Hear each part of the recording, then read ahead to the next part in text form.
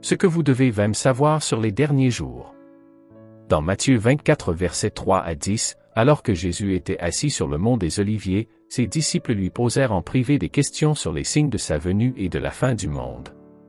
Jésus a averti qu'il y aurait des faux Christ, des guerres, des rumeurs de guerre, des famines, des pestes, des tremblements de terre, et une persécution croissante des croyants. Le discours sur le mont des Oliviers, comme il est souvent appelé, détaille les événements précédant la seconde venue de Jésus.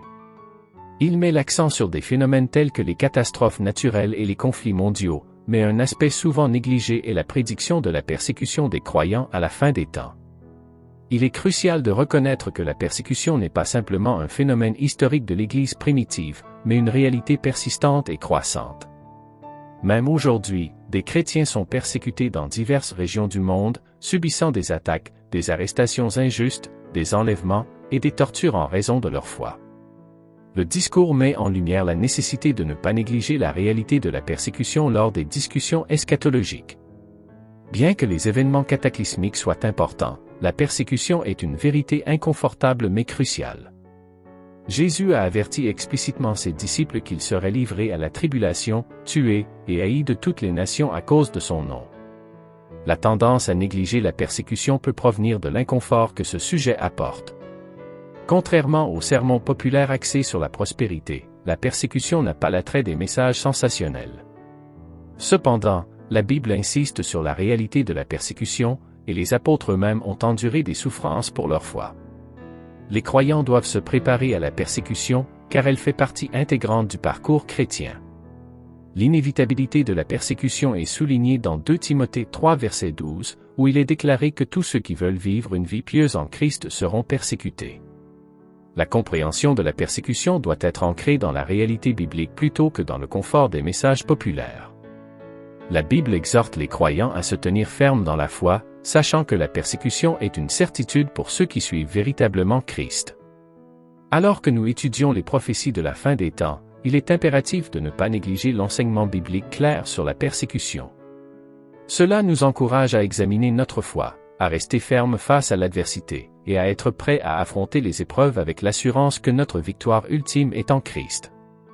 En embrassant cette vérité, nous nous alignons non seulement avec la réalité de l'expérience chrétienne, mais aussi avec le cœur de l'Évangile qui nous appelle à prendre notre croix et à suivre Jésus, quel qu'en soit le coût.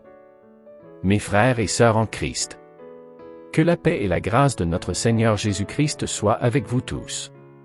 Aujourd'hui, je vous exhorte avec amour et passion à méditer sur la réalité de la persécution des chrétiens, telle qu'elle est prophétisée dans les Saintes Écritures. Plus que jamais, il est crucial pour nous, en tant que croyants, de nous armer de la vérité de la parole de Dieu face aux défis imminents que nous pourrions affronter. Le Seigneur Jésus, dans son discours sur le mont des Oliviers enregistré dans Matthieu 24, nous a averti clairement des tribulations qui accompagneront les derniers jours dans la persécution des croyants. Frères et sœurs, comprenons que la persécution n'est pas simplement un concept théologique ou historique, mais une réalité palpable qui persiste dans le monde d'aujourd'hui. Jésus a averti que nous serions livrés, affligés, haïs de toutes les nations à cause de son nom. Ces paroles ne sont pas uniquement destinées aux disciples de l'époque, mais résonnent à travers les âges jusqu'à nous aujourd'hui. La persécution des chrétiens n'est pas une éventualité, mais une certitude. Dans 2 Timothée 3 verset 12, l'apôtre Paul nous rappelle que tous ceux qui veulent vivre pieusement en Jésus-Christ seront persécutés. Ces paroles résonnent comme un avertissement mais aussi comme une affirmation de notre identité en Christ.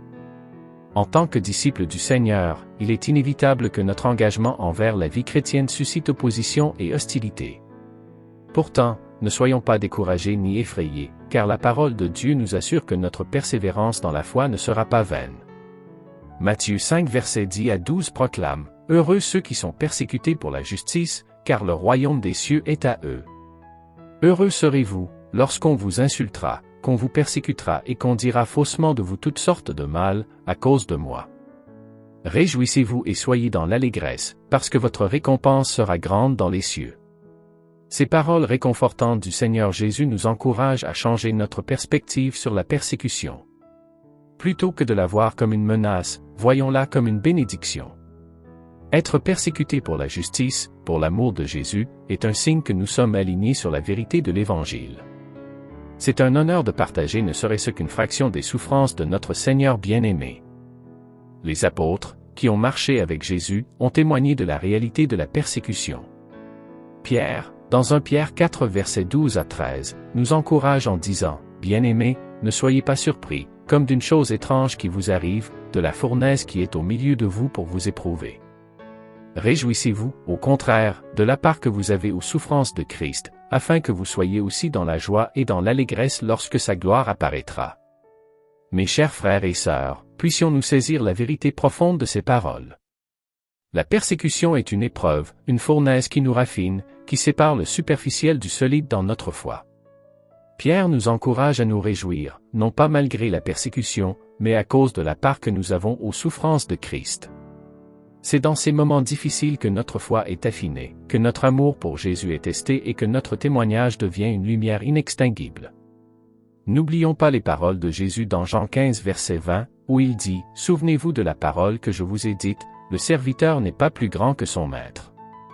S'ils m'ont persécuté, ils vous persécuteront aussi. » Ces paroles nous rappellent que la persécution n'est pas un signe de notre échec, mais plutôt de notre alignement avec Christ. Si le monde a rejeté notre Seigneur, il rejettera également ceux qui portent son nom. Alors que nous contemplons ces vérités bibliques sur la persécution, comprenons que nous ne sommes pas seuls dans ce combat. Hébreux 12 versets 1 à 2 nous encourage en disant « Nous donc aussi, puisque nous sommes environnés d'une si grande nuée de témoins, rejetons tout fardeau, et le péché qui nous enveloppe si facilement, et courons avec persévérance dans la carrière qui nous est ouverte, ayant les regards sur Jésus, le chef et le consommateur de la foi. » Nous sommes entourés d'une nuée de témoins, nos frères et sœurs dans la foi qui ont traversé la persécution avec foi et courage. Regardons à Jésus, le chef et le consommateur de la foi, et soyons fortifiés par son exemple. Dans le livre des Actes et les Épîtres, nous voyons comment les premiers disciples ont fait face à la persécution avec un témoignage audacieux et une foi inébranlable. Puissions-nous être inspirés par leur exemple et suivre leurs traces. Chers croyants, je vous encourage à rester ferme dans la foi, même au milieu de l'adversité. Les épreuves que nous pouvons rencontrer pour la cause de Christ ne sont pas comparables à la gloire éternelle qui nous attend. Romains 8 verset 18 déclare « J'estime que les souffrances du temps présent ne sauraient être comparées à la gloire à venir qui sera révélée pour nous. » La persécution, bien qu'elle puisse sembler lourde et accablante, n'est qu'un moment dans l'éternité. La gloire à venir, la récompense réservée pour ceux qui restent fidèles jusqu'à la fin, dépasse de loin toute souffrance temporaire que nous pourrions endurer. Soyons fortifiés par cette vérité et persévérons avec une espérance inébranlable. Mes frères et sœurs bien-aimés, que la parole de Dieu soit une lampe à nos pieds et une lumière sur notre sentier. Psaume 119 verset 105. La persécution peut venir, mais soyons ancrés dans la vérité que notre Seigneur est avec nous dans chaque étape de notre parcours. Que notre foi soit ancrée dans la certitude que rien ne peut nous séparer de l'amour de Dieu en Jésus-Christ notre Seigneur. Romains 8 versets 38 à 39. Que l'Esprit Saint nous fortifie, nous guide et nous remplisse d'une foi inébranlable. Puissions-nous être des témoins audacieux de l'Évangile, même au milieu de l'adversité, sachant que notre récompense vient du Seigneur. Restons unis dans la prière, soutenons-nous mutuellement et tenons ferme jusqu'à ce que le jour glorieux de la venue de notre Seigneur Jésus-Christ. Que Dieu vous bénisse et vous garde dans sa paix et son amour. Amen.